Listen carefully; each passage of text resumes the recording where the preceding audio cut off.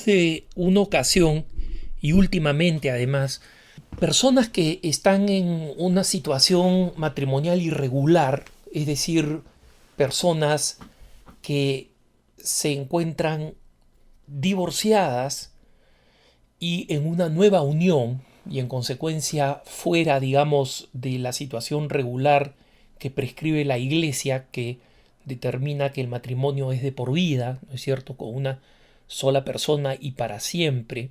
Me preguntaban qué es lo que debemos hacer para que, dado que no contamos con la gracia del sacramento de la confesión y de la comunión, dado que, como sabemos, una persona que se encuentra en pecado consuetudinario o habitual es una persona que no puede recurrir a estos sacramentos a menos que vaya a cambiar de vida. Entonces, esta persona preguntaba qué es lo que nosotros podemos hacer para poder vivir mejor nuestra vida cristiana a pesar de esta dificultad.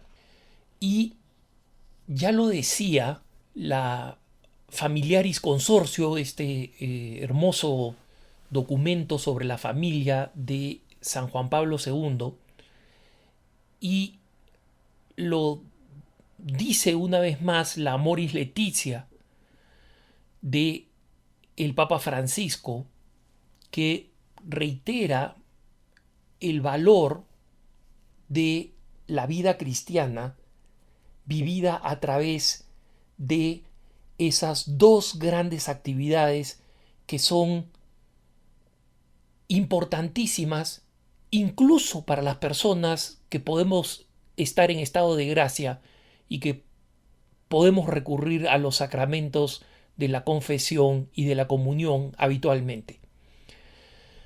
La oración y la caridad. La oración, el Señor siempre escucha.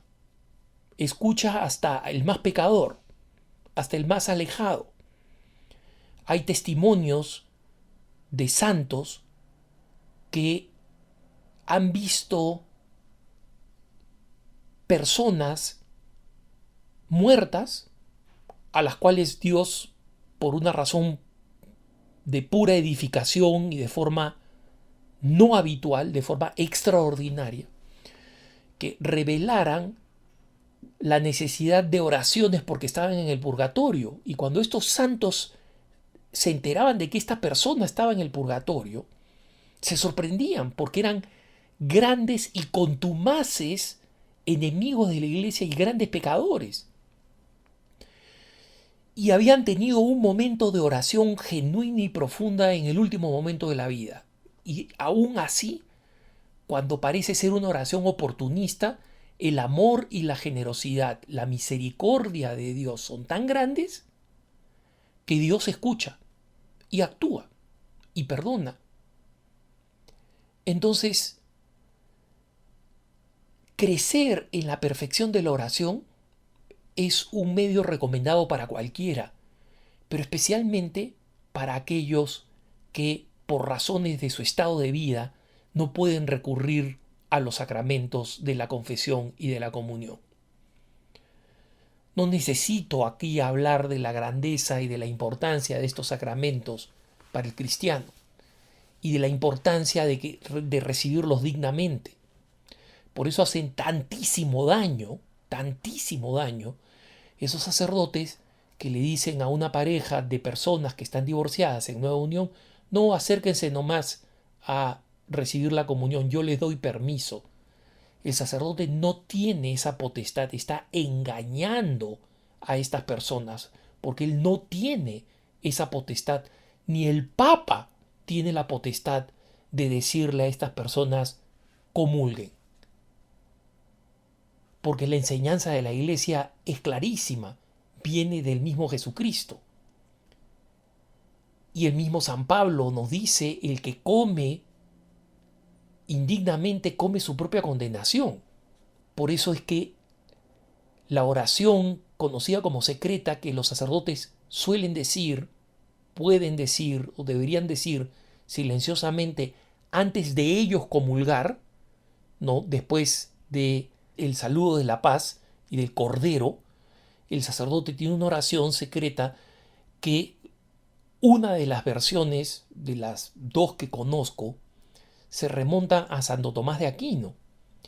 Y Santo Tomás de Aquino, en esa oración, pide: Señor, que no coma mi propia condenación, sino que coma dignamente este sacramento. El sacerdote hace esa oración por sí mismo y por los fieles a los cuales le va a dar la comunión.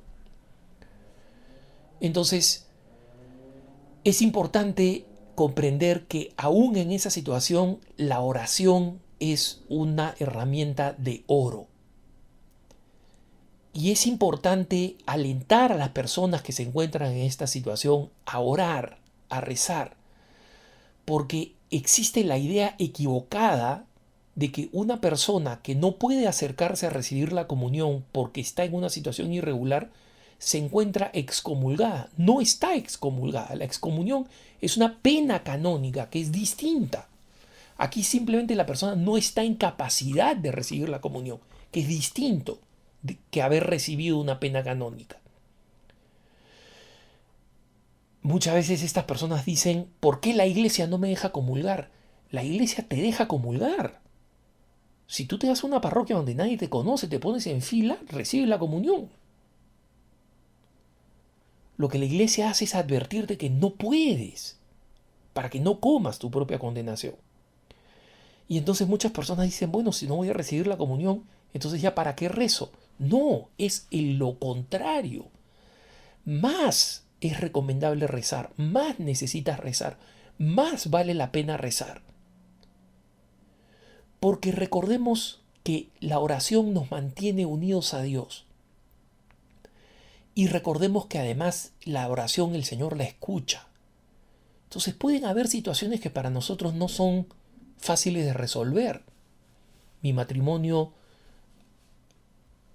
el original, no puede ser declarado nulo. Mi nueva unión es una unión larga, todavía joven, con hijos. Entonces no se ve una solución a la situación en el corto plazo. Pero Dios la puede encontrar. Dios la puede encontrar. Existen múltiples caminos. Dios los puede encontrar. Y la única manera como va a actuar en tu vida es si rezas, si rezamos, si oramos, si elevamos nuestras súplicas a Dios. Entonces la oración es la primera recomendación, por supuesto. No lo digo yo, lo dice la Iglesia, lo enseña San Juan Pablo II, lo enseña el Papa Francisco. Y junto con la oración está esta otra gran actividad de la que San Pablo dice que borra multitud de pecados: la caridad, las obras de caridad, hacer el bien a los más necesitados, cumplir con las obras de misericordia, especialmente las obras de misericordia materiales, dar de comer al hambriento, dar de beber al sediento, vestir al desnudo, visitar al preso, atender al enfermo. Recordemos, hermanos, que estas son actividades en las que las personas que están en una situación irregular pueden estar sumamente comprometidas en su parroquia. Yo recuerdo una parroquia donde una pareja en nueva unión era realmente el motor, una parroquia en Lima, era el motor de la actividad caritativa de esta parroquia. Era la que organizaba las campañas de ayuda social a los más pobres, la que organizaban las campañas para habilitar con útiles escolares a los niños pobres de la parroquia en el tiempo de la escuela, los que habilitaban frazadas, cobertores, abrigo en general para las personas más pobres y más ancianas cuando comenzaba el invierno. Eran verdaderamente el corazón caritativo de la parroquia. ¿Y por qué? Una vez más, porque no están excomulgados y están llamados a vivir la vida parroquial. Obviamente, no será lo más adecuado, no es lo más adecuado, posiciones de servicio público litúrgico, ponerlos de lectores, etcétera, no es lo más adecuado. ¿Por qué? Porque genera confusión. Cuando se genera confusión, se genera escándalo. Y San Pablo nos da una norma muy sencilla. Si va a escandalizar a los débiles, no lo hagas, ¿no? Cuando él explicaba a aquellos que preguntaban, oye, ¿está bien que comamos la carne que han sido sacrificadas a los ídolos? Porque esa carne de esas reses, de esas vacas que eran matadas a los ídolos, después se iba al mercado y se vendía la carne. Entonces decían, oye, ¿nosotros podemos comprar esa carne o no? Entonces decían, no hay ningún problema con que compres esa carne. Tú no la has sacrificado, tú no la has rendido culto a los ídolos. Es carne, cómprala y cómela. Pero si alguien se va a escandalizar, si va a escandalizar a los débiles, y de ahí viene esa norma de caridad, pro scandalo pusilorum, si va a escandalizar a los débiles, entonces no lo hagas. Simplemente no lo hagas. Por eso es que hay que evitar posiciones que puedan escandalizar a la gente. Pero las obras de caridad son fundamentales. Borran multitud de pecados.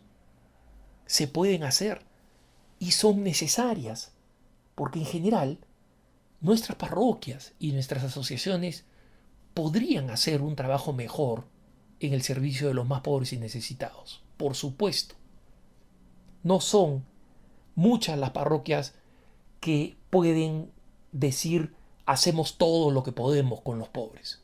No lo son. Y una de las razones por las cuales el Papa ha convocado este año de la misericordia es precisamente para eso, para que nosotros recordemos el servicio a los más pobres y necesitados que corresponden a las obras de misericordia corporales. No son las únicas, están también las obras de misericordia espirituales. Pero en el año de la misericordia ese es uno de los grandes temas que debemos tener en cuenta, precisamente. Y está invitado para todos. En consecuencia, hay mucha sabiduría en lo que nos dicen los papas cuando nos llaman a que busquemos el camino para la restauración de la gracia, aún estando en una situación de pecado habitual, a través de esos grandes recursos que nos da la Iglesia, la oración y la caridad. Que tengas un buen día.